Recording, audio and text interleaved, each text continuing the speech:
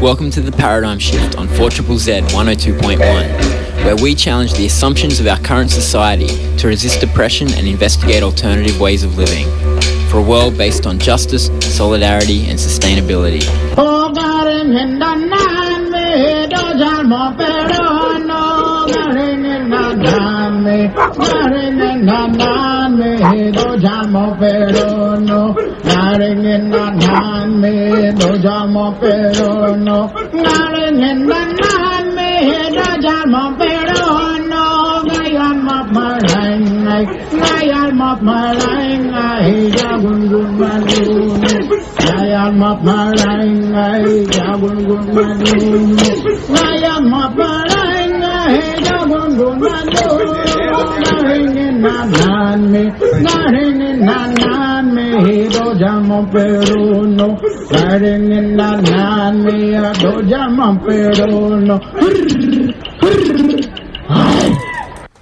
Welcome to the Paradigm Shift on 4ZZZ. My name is Andy, broadcasting on Yagara and Turrbal Country. And today on the show, we are going to be talking about living more with less. It is an idea that some of us can get behind. Certainly, a lot of people are into the living more idea, that our lives could and should be better than they are now. The living with less bit is a bit more maybe of a niche idea, but I think there's various reasons, as we will hear, why living with less might be a worthwhile pursuit.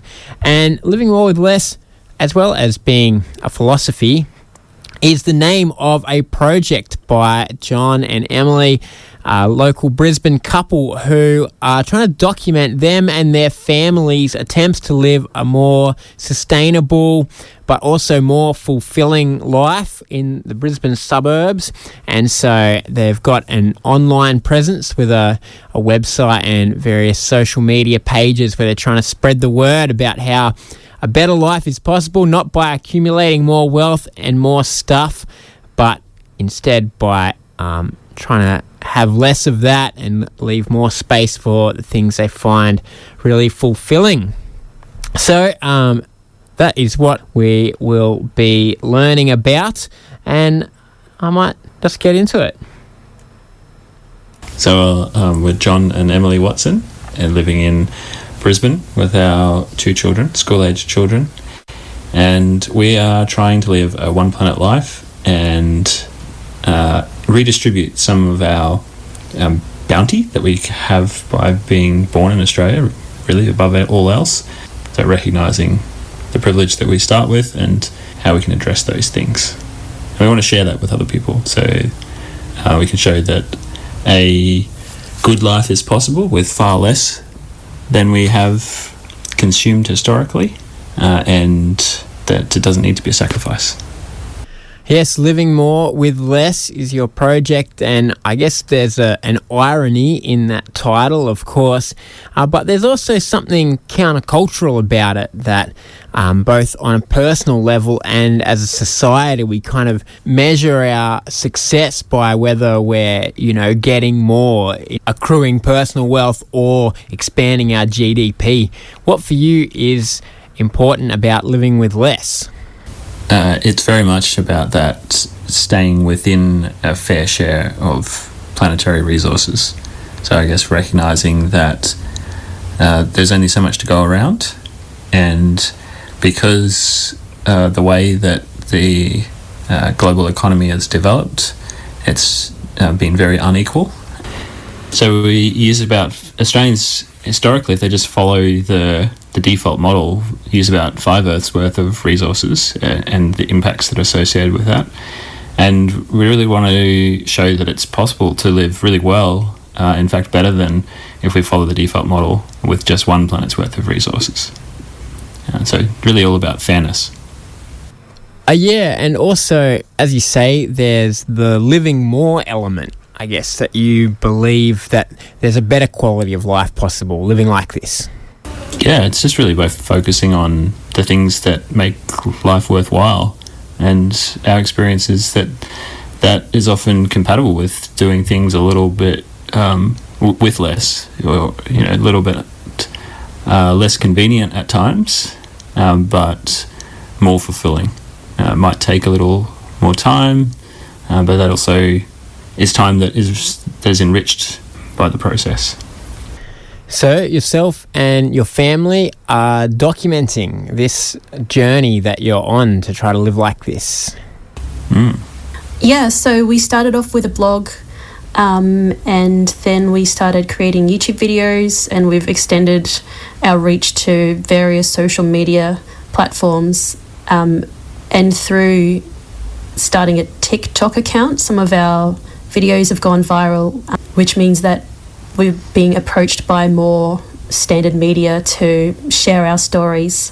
But it's been a real transition from just kind of living quietly the way that we do to having the mindset of, no, this is really a story that needs to be shared, even though it feels, to me personally, quite immodest and difficult to kind of put myself out there. So for me, there's a bit of a struggle with I want to do the right thing, but I also don't really like engaging with social media very much. So there's a bit of a disconnect there. Also, there's hypocrisy in saying that life is better without social media, but please follow our social media so that you can see how much better it is. Yeah, for sure. It's an interesting one, and it is pertinent to what you're trying to do as well, because there is a huge environmental cost to just our scrolling and tech usage, but also the overwhelm of it is really interesting. Like, in some ways, it's like we're living less with more. We have sort of more information than ever, but we're kind of lost of what to do with it. Yeah, absolutely. I think that it's an attention economy, I think, has often been framed that we're in now. And really, since the birth of the smartphone, almost 20 years ago now, there hasn't been an off. There's no real mental downtime for anyone who has followed that trend, which of course is now billions of people. And I can see that is taking us further and further away from a connection with self, with others, with nature, with lands, with the things that we evolved to benefit from. So, it's no surprise to me at all that we have not just the material impacts that you described before, but also the mental health ones and the loneliness and so on, because we're so disconnected from our evolutionary past. So, tell us a bit about the physical journey, I guess, for you and your family of living more with less, what that looks like. So, both Emily and I had in mind to live a low-impact lifestyle from the time we met, more than 20 years ago.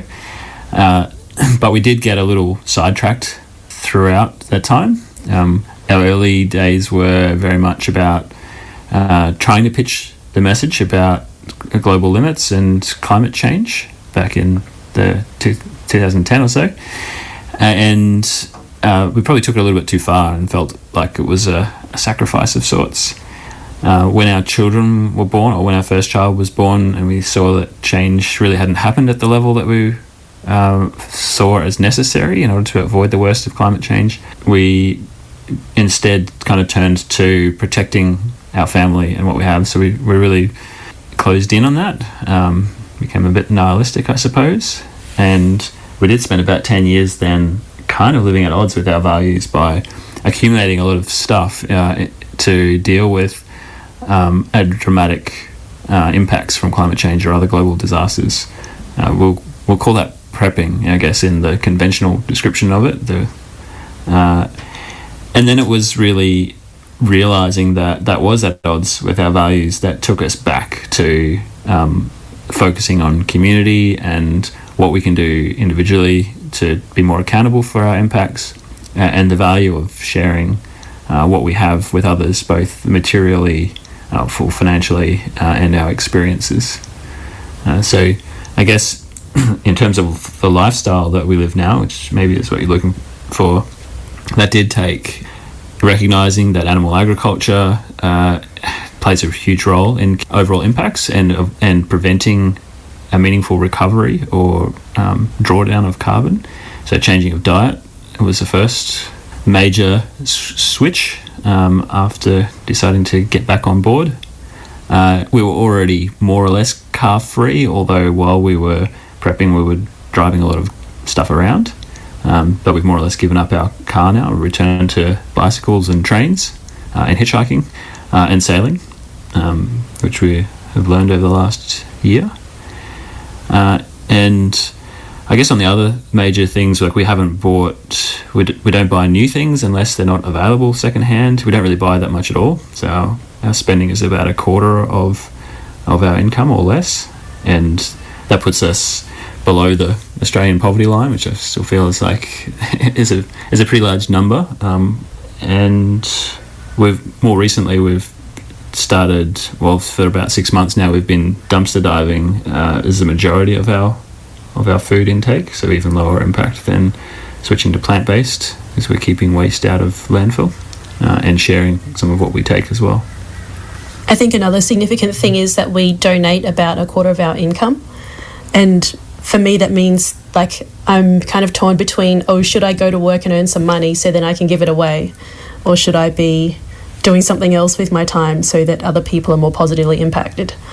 In donating to high impact charities, following the effective altruist kind of mindset, to ensure that the money that we do give is having the greatest benefit by going to the communities and the projects that can make the most of that contribution, and it's been independently verified.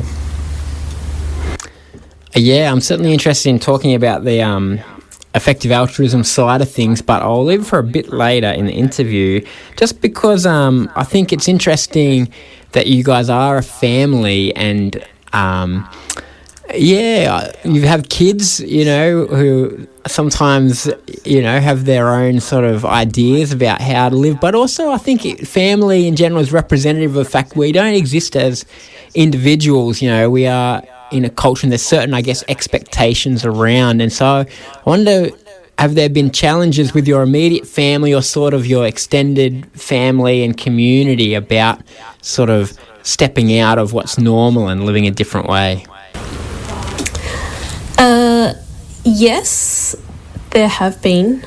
Our daughter really wants to fit in at school, and I really understand that need, because when I was a kid I also wanted to fit in at school. And I mean, her friends have commented on things like, why is your car so small, why is your house so small, and she doesn't want to tell them that we dumpster dive food because she doesn't want to be seen as strange. And I feel for her, and I also feel that what we're doing is the right thing, and I hope that at some point in her life she will take on that value and believe it wholly through her body as well. I think at the moment it's kind of an inconvenience to her, but I feel like it's a manageable one. I think the rest of our family have mostly been quite accepting of what we do. There's been some positive influence as well. So I think if our daughter is someone who sees the negative sides of living as we do, I think our son sees the positives, and sometimes maybe takes a little far in that he's judging other people for where they're at, even though as children they might not have had well-informed choices or opportunities. But some of his friends just this week either rode to our place to visit him, or said that they wanted to ride but it wasn't convenient to their parent to do so.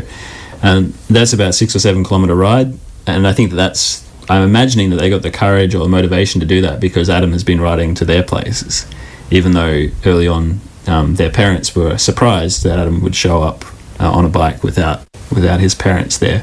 He's 13, which I think is something that our generation, that was pretty normal, maybe not that distance, but to just go and see friends. So I think it can go both ways. The reason that we're sharing in the way that, and being fairly clear and firm about what we think is the right thing, is to try and have those positive impacts, lead by example, I guess. Risk being the tall poppy, but a little bit of discomfort or risk of being accused of being too proud or something like that. I think we can take that on the chin if it helps to make the world a better place. It's an interesting element, I guess, of trying to transition to a more sustainable and more just way of life is that there are physical changes about how we live that need to be done, but a lot of it is mental work, isn't it? Mental changes about what our expectations are and standing up to those cultural norms or whatever it is. But yeah, the change is partly physical and a lot mental, isn't it? Yeah, absolutely. I think through our blog, I've tried to unpack a lot of that mental aspect to it, recognizing the instincts that we're given and how they've somewhat been co-opted or taken over by various power structures over the course of history, but the role that they've played and can continue to play in a fairer and lower resource future. So I think that the big one, I think, for us has been accepting imperfection and being okay with a little bit of shame and being proud of our choices, knowing that they're the right choices to make for greater good. It's okay to have a smaller house than average, and for people to have to stay on the couch rather than a spare bedroom if they're visiting, rather than having to go with the trends, as you say. I think also I've had to accept discomfort and do more problem solving. So when I used to ride to work, I used to hate it because there was a big hill and it was really hot and I would get sweaty. And then eventually I realised that maybe I could use that time more wisely. So I was like, okay, how can I make this uncomfortable situation that's necessary serve me? So I started talking to people on the phone and listening to music, which sounds like for most people that would be a no-brainer, but I think it's just this mentality of, okay, these are my choices. This is the right choice, but there's some discomfort or inconvenience associated with it. But how can I change it up to make it serve me? Just the reframing. Yeah. Yeah. Now, you guys are pretty thorough, I guess, about measuring your own changes and what the planet can sustain and things like that. Yeah, we've done our best to quantify that stuff. We're both engineers, and I'm in particular a data nerd, and especially a data presentation nerd. So some of the things are always estimates, and if anyone gives you a really precise number that they are indicating is an accurate number, I would really question that because of what underlies it. But we can see against just behavioural choices or changes, we can see against the averages that we have as a point of reference and where we stand against that. We have tried to quantify against the planetary boundaries and against different major consumption categories. And in terms of carbon, we can actually see across the major categories that we're effectively negative. Not that that's possible on a global scale, but many of the actions that we do reduce other people's impacts, like by sharing or by engaging in collective action or by reducing waste or buying green power or offsetting, all those sorts of things. So we've documented those figures on our website for people who are interested in data, and mostly though I think we try and focus on stories to make it more accessible. I think it takes feelings to drive change rather than figures. There's an interesting dynamic as well, I guess, about individual change, which of course is necessary. The world's made up of all these individuals and the way that we live affects so much, but also it's quite limited what one individual can do compared to, government policies or even corporate policies and social change, I guess. How do you balance those two? I think that the taking individual action is really empowering. And one of the things that I've tried to do is quantify the impacts of individual choices. So I've done that really thoroughly for diet so far, which I have shared, and I'm looking at transport and built environment, a bunch of other categories as well, as time permits. If you just look at systemic problems and try to shift the accountability to central government or to big business, I feel like that's actually disempowering. Even though we know that yes, they could with the stroke of a pen make some dramatic policy change or introduce new legislation that would have a broader impact. the reality is the only things that will be effective on that scale is restricting options for individuals. It has to be punitive in some way. And for me, I'd much rather look at the positives of an alternate life and try and see how if you take a long view of the future, how a life could look in the future under, either the continuation of the capitalist system that somehow manages to hold on by a thread, or by some dramatic new imagining of the future. Something that works for both of those and that we can do now gives us a whole lot more power. But that's not to say we leave the collective action alone altogether. I think a really important aspect of what we do is continuing to, we're appealing to a broader audience than the already converted, I guess, is a part. We do write to our local members, and we're familiar, in a face-to-face relationship with all three of our local members who have been active in our community for many years, which I think is helpful. Know them by name. And we do some of our giving, our effective giving, is to charities that are working in the change-making space for the things which we want to see different in the longer term. So I think it's really important to cover all of the bases, but realistically, if we just say, hey, my individual impacts, they're not meaningful in the scheme of things, I won't change until the government changes something, then we're not sending the right signals to either the government or to business, and we're not also taking the opportunity to find the positives that can come from a reframing. You mentioned that both of you are engineers, and as I understand it, part of this journey for you has been working less. Now, you probably earn enough money that you're able to work less, and it's fine, but I'm interested in your career and your workplaces and how that's gone with you sort of asking to work less and probably, cutting off opportunities for climbing the ladder or something. I'm a teacher at the moment, and it meant that when my school offered me a 5-day-a-week contract, I said, no, thank you. So then they offered me a 3-day-a-week contract, which was much more to my liking. But I had to wait. I didn't know that they were going to be doing that. I'm not really that committed to career climbing. I like teaching. I like the engagement with the students. I like sharing knowledge. But I'm not that interested in making a whole lot of money or climbing. Getting the power. Yeah, getting the power. So for me, it wasn't a hard thing to do. And my school, I've just taken this year off school on long service leave, and they probably would have preferred if I'd stayed, but they also understand that I have my own life and my own objectives. It's been really positive for my work, actually. I guess I've stayed in engineering. I did actually do a teaching qualification as well. That's seeing that it was working for Emily, but I've never taught professionally. So I've continued in engineering, only working 4 days a week for my whole career, other than I think about a year where an employer insisted that I do at least a 19-day out of 20 working process. But for each of the employers, I've just asserted that this is the values, this is what my values are, this is how it's going to work for me. And I've emphasised that when I worked a 4-day week, for instance, that the other day of the week, that was for social projects or charity projects or development work that wasn't really negotiable.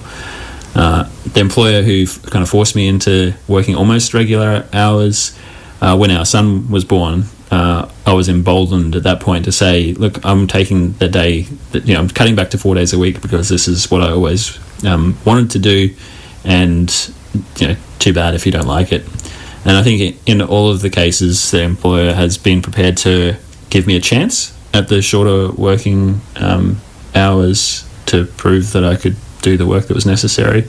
And I haven't had any trouble doing that. In fact, I feel like the studies that have been done globally on knowledge workers have shown that their productivity is actually better at reduced working hours per week. So I did actually climb to middle management on several occasions and then drop back by choice to more technical roles. And I think that's just better suited me. I didn't really want the stress and the commitment to the job outside of the working hours that come with the higher responsibilities. And I am also effectively on long service leave, although I've told the employer that I'm effectively retired. I'm still doing a little bit of fill-in work, the equivalent of a few hours a week for the short term. We spend so little that we can live on our passive income. We do rent out part of our home. We have a converted granny flat, which helps pay the house-related expenses, and we're continuing to give a percentage of our wealth that it exceeds or is about equivalent to what we spend on ourselves and on our family.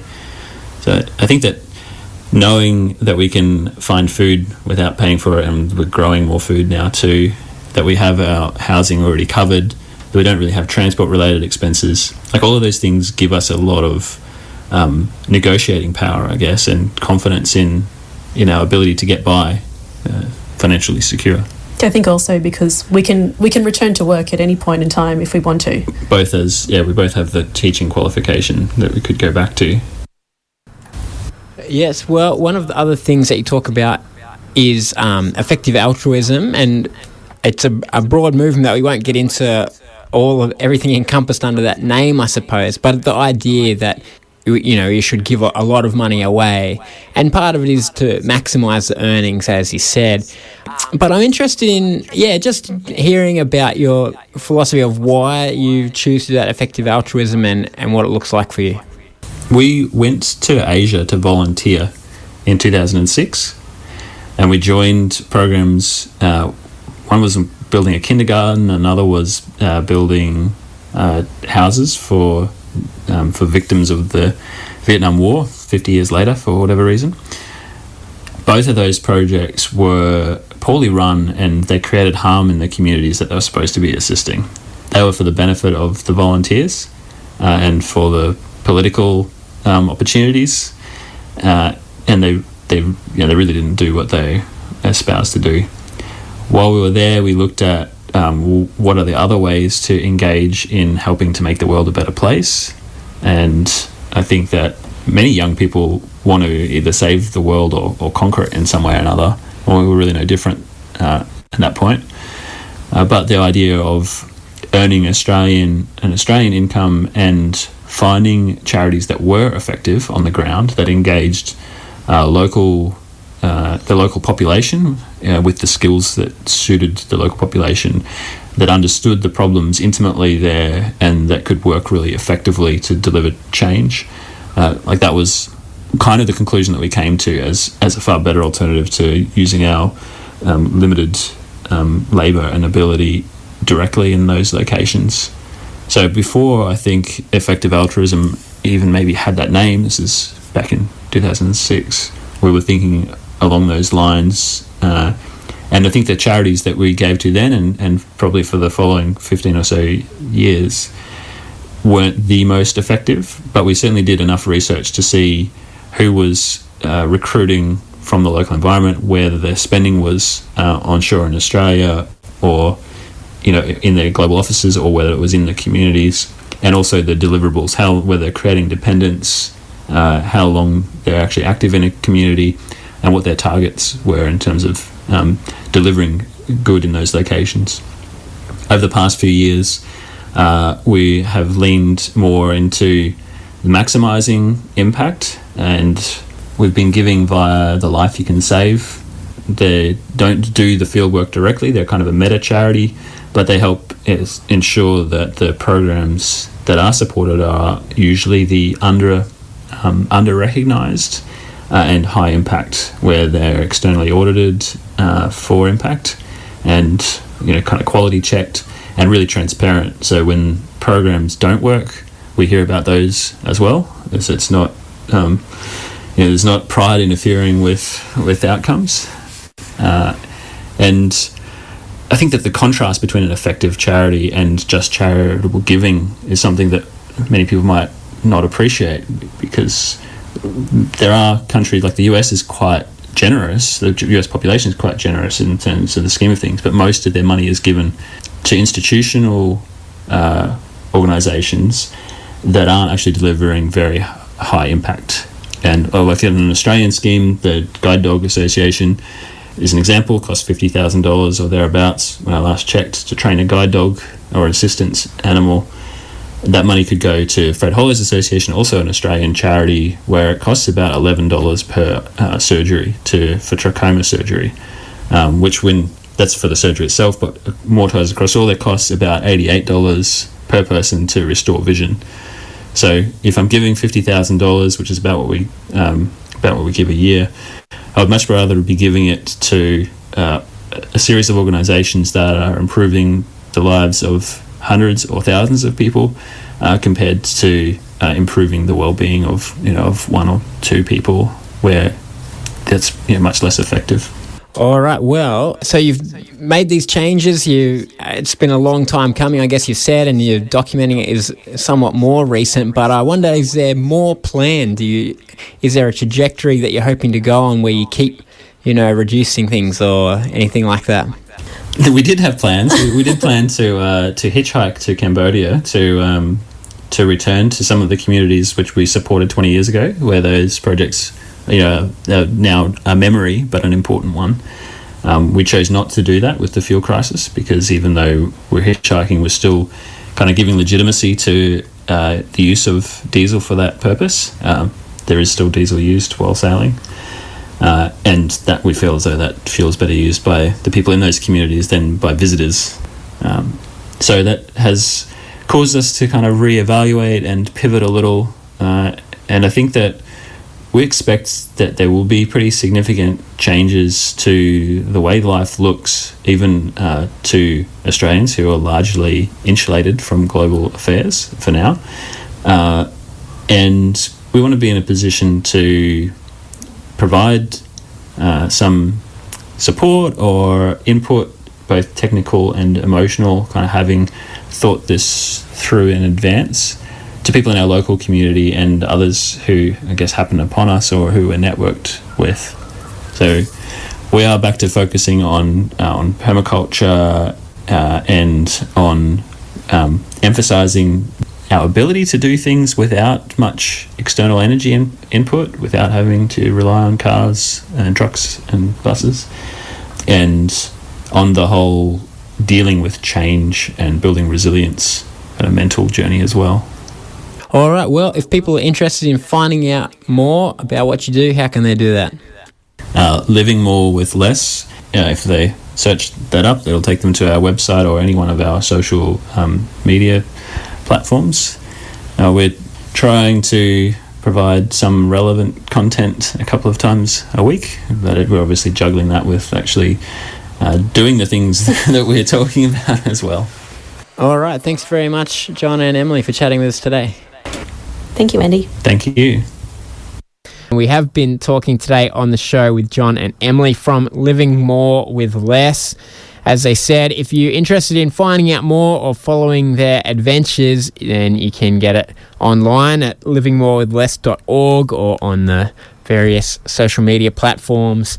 And I have to say that I personally agree. I live actually a somewhat similar life, I suppose. I don't have a high-paying job to maximize my giving, but I do make sure I give a percentage of my money away, and a lot of other things about trying to not buy things new, even dumpster diving. Most of my diet, there's all kinds of wonderful bounty in what's thrown away by our society, and what our society values is not necessarily what's good, either in, the ephemeral realm of ideas or in the tangible goods. Our society, for all kinds of reasons, throw away a lot of things that are very useful and just waiting to be repurposed. Dumpster diving is one of them. Of course, we've just had curbside cleanup in my neighbourhood as well, where there's all kinds of useful things can be picked up there without needing to go out and spend money. And yeah, the upside of it is the less you live with money, the more time you have, the less time you have to dedicate to working for the dollar. And so then it frees up all kinds of time to be a better parent or a better family member, a better friend to the people around you, a more active community member. You can volunteer your time for projects you believe in, or, political causes. You can have time to educate yourself by, reading, researching, trying to put into practice things that you believe in and experimenting with different ways of living. And so all kinds of possibilities start to emerge, actually, when you decide you're going to live with less money. And yeah, I'm a big believer in it. And so it's great to see some kindred spirits, I guess, in that way, with living more with less. So I hope you enjoyed hearing from them. It's certainly not the dominant message of our culture, particularly, I guess, the advertising that constantly surrounds us everywhere, telling us we need this new thing that we don't have, always bombarding us with all our deficiencies, everything we don't have that would make our life better if only we had it.